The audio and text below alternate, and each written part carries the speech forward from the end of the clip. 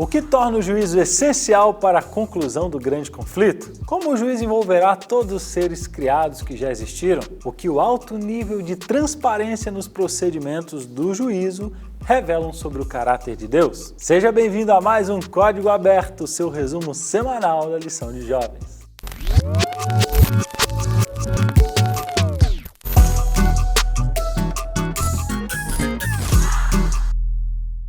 Hoje nós vamos falar sobre um acontecimento histórico que mudou para sempre a forma como nós encaramos a transparência e a justiça.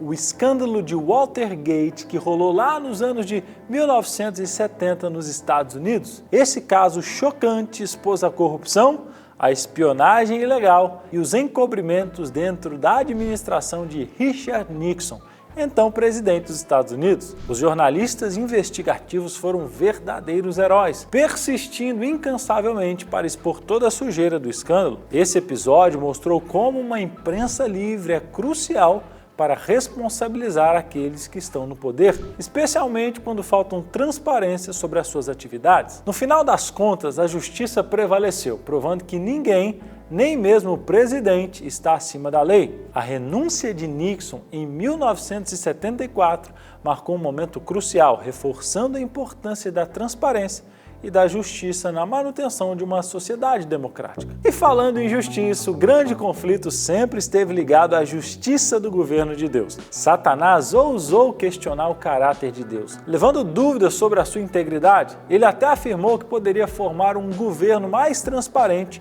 e mais justo do que o de Deus. Mas a morte de Cristo na cruz foi o grande momento em que Deus vindicou seu caráter diante de todos. Essa foi a prova definitiva do amor e da justiça de Deus, desmascarando as mentiras de Satanás e restaurando a humanidade caída ao seu estado original. O julgamento divino, cheio de procedimentos complexos, garantirá que o pecado nunca mais ressurja, enquanto estabelece o livre-arbítrio e o amor verdadeiro como base de todos os relacionamentos eternos. Esse julgamento, pessoal, mostrará mais uma vez que a justiça e a misericórdia de Deus estão intrinsecamente entrelaçadas com o seu caráter. Então, pessoal, esse julgamento que está por vir será feito a favor dos santos do Altíssimo, ou seja, todos aqueles que confiam em Deus podem esperar esse acontecimento com segurança e confiança, sem medo. É a garantia de que no final das contas a justiça prevalecerá. Mas sabe onde essa justiça e salvação foi muito bem exemplificada? No santuário do deserto, que era como uma cópia em miniatura do verdadeiro santuário de Deus lá no céu,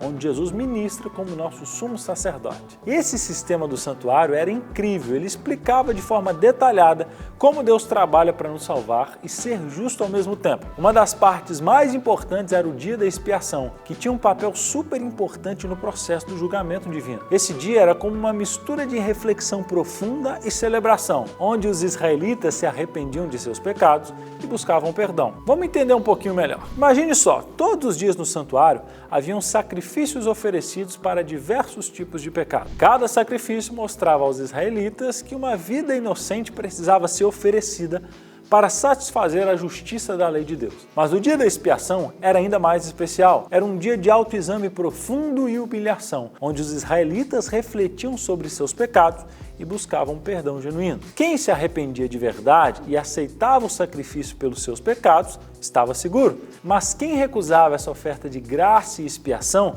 era considerado culpado. Era uma experiência solene e profunda para os israelitas e, ao mesmo tempo, nos ensina que a salvação não é apenas sobre o perdão dos pecados, mas também sobre resolver a causa do pecado. Por isso, Deus quer produzir em nós um arrependimento verdadeiro e duradouro. Ele quer nos dar perdão e poder por meio de Jesus e do Espírito Santo. Às vezes, essa mudança pode levar tempo, mas a vitória está disponível para todos nós. Basta nos agarrarmos a ela e entregar nossos pecados a Jesus. E aí nós entramos em outro assunto muito importante, o Tribunal Cósmico, que é como um grande processo judicial que está acontecendo no universo. Em diferentes aspectos desse tribunal, Deus está sendo acusado por Satanás. Os seres humanos estão sendo julgados e até mesmo Satanás e seus anjos caídos estão sendo julgados pela rebelião deles. O objetivo final desse julgamento é que todos, sejam anjos ou humanos, saibam a verdade sobre quem é Deus e quem é Satanás. E também entendam por que algumas pessoas serão salvas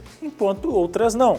No final, todos reconhecerão que os julgamentos de Deus são justos. Mas para fazer isso, o julgamento precisa acontecer em 3 fases principais: o juízo investigativo pré-advento, o juízo milenial e o juízo executivo. A primeira fase é um juízo que ocorre antes da volta de Jesus, às vezes chamado de investigativo pré-advento. Nele, cada caso é examinado com cuidado e Jesus está lá para garantir que todos que aceitaram seu sacrifício serão salvos. Gente, não precisa complicar. Essa fase é simplesmente Jesus aplicando na vida de cada crente os méritos definitivos alcançados na cruz. Prestou atenção?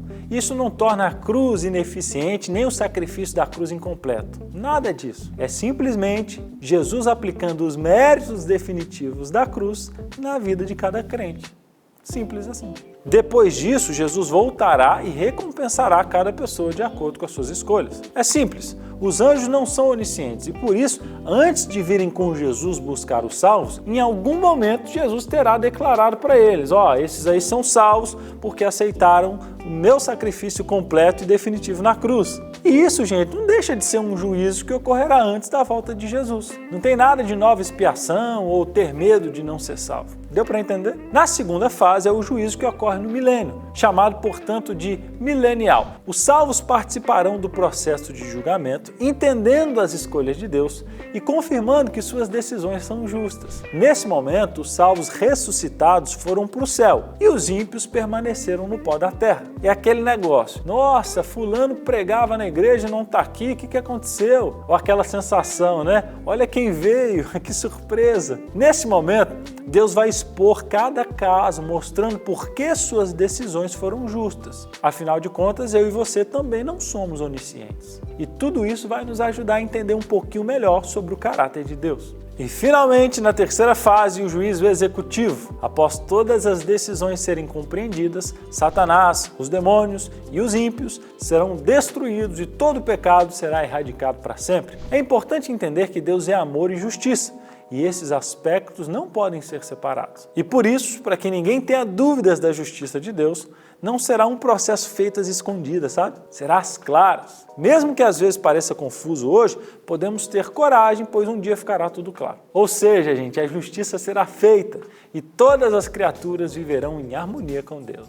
E por que a gente pode ficar em paz nesse processo todo? Porque temos um sumo sacerdote como nosso intercessor. Isso mesmo, Jesus é o nosso representante no santuário celestial, onde ele trabalha em nosso favor como advogado e intercessor. Ele viveu como um de nós e entende nossas fraquezas, tornando-se a nossa garantia de misericórdia e graça. Podemos nos aproximar do trono da graça, portanto, com confiança, sabendo que ele nos ajudará nos momentos de necessidade. Essa confiança em Jesus como nosso sumo sacerdote, pessoal, é fundamental, especialmente durante o processo do juízo investigativo, que começou ao final das 2.300 tardes e manhãs, em 1844, e está chegando ao fim. Satanás tentará distrair e desmotivar, mas devemos nos manter firmes em nossa devoção a Deus. Temos um trabalho importante para fazer, que é proclamar ao mundo o chamado de Deus ao arrependimento. Nossa salvação só depende do que Jesus fez por nós, não dos nossos próprios esforços. Por isso, devemos nos entregar totalmente a Deus,